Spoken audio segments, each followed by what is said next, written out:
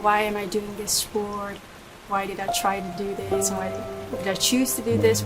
All of my friends, they saw that I wasn't racing on my Instagram and I cried some tears, but this is not the end of the world. You either dive or run into the water and you jump on the bike and it just makes you feel like I'm alive.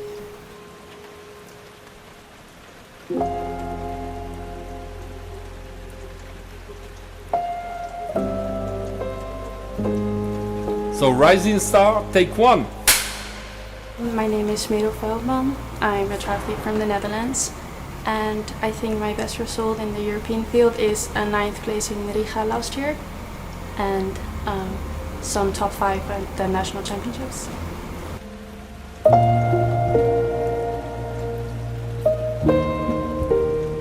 My sister studies in the USA right now. She's in the triathlon team as well, competing for the Wingate University triathlon team. It's a family thing, yeah. I've always done triathlon with her, so now she's gone, it's a little bit different and I do things more alone. But I visited her last week and it was amazing. We were super close. We've always been best friends. So it was kind of weird when she left, but then we just FaceTime a lot and we're talking so much that it almost doesn't feel like she's gone, except for the fact that I'm training more alone and my parents had to drive me instead of her. Now I'm finally 18 so I can drive myself. Yeah, it's just been always super great.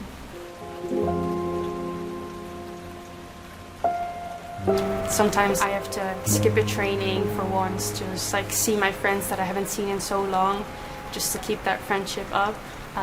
But no, it's hard, but most of my friends are triathletes, so I see them a lot, or they're in my team, or I see them at races, or I see them at international races, and my other friends are at school. But yeah, it's hard. They kind of understand, but then they train 4 or 5 times a week max, and then I say I train about maybe 12 times a week, and they're are you okay? That is not normal, but I grew up with it, so for me it's normal. But I see that they have a lot of respect for me, that when I come to school around 9:30 that I have already had done one training.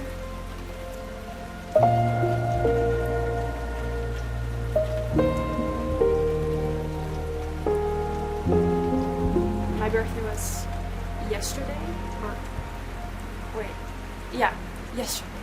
And I woke up very late because I still have a kind of a huge jet lag.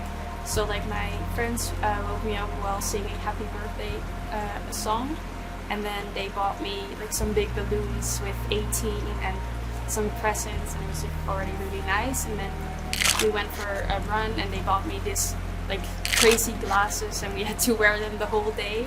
And then we went to the briefing and then some friends came up to me, said happy birthday, and it felt really special. And then afterwards we went for a birthday dinner and they surprised me with a little dessert with some firework on top of that. And yeah, it was really nice. It made me feel very how do you say that? It made me feel very appreciated, and yeah, it was really nice. I think if you want to keep a friendship alive, it's possible, and you have to make time for that.